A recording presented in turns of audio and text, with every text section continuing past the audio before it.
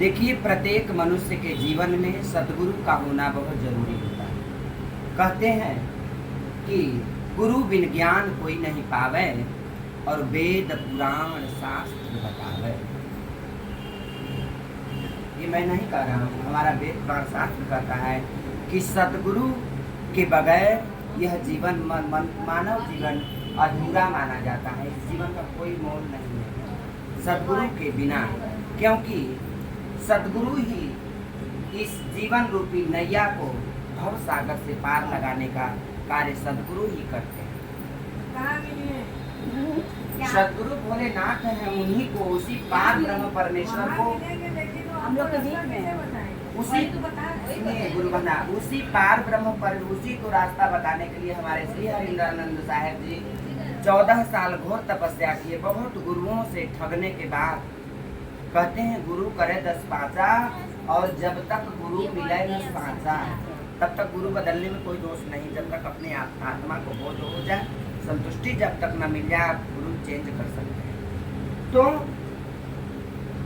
लेकिन हम लोग का दिमाग वहीं बैठला कि जहाँ लाखों करोड़ों का भीड़ लगला तहाँ पहले ये भैया बहनी बड़ा वो बाबा के बड़ा लंगर चला बड़ी भीड़ होला, वहाँ हम लोग का मन बैठता है, उसी बाबा के पास जाते हैं। लेकिन बाद में हम तो अनभिज्ञ हैं, ज्ञान के तलाश में भटकते हैं हम लोग और जानते हैं कि ये बाबा बढ़िया है। लेकिन बाद में पता चलता है कि अरे बाबा ये बाबा तो दुराचारी है, ये बाबा तो बलात्कारी है, ये बाबा तो ऐसा है, बाबा तो ऐसा है।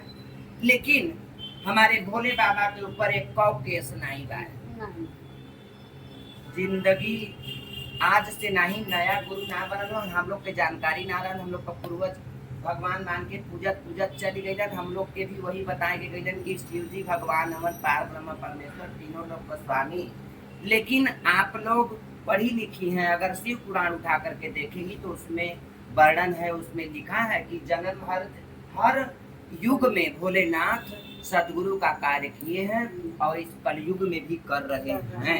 जो गुरु बनाएगा उसका गुरु भी बनेंगे, जो भगवान बनाएगा उसका भगवान भी बनेंगे, क्योंकि वह त्रिलोकीनाथ है, तीनों लोक के स्वामी हैं। उनकी आराधना देवी देवता भी करते हैं।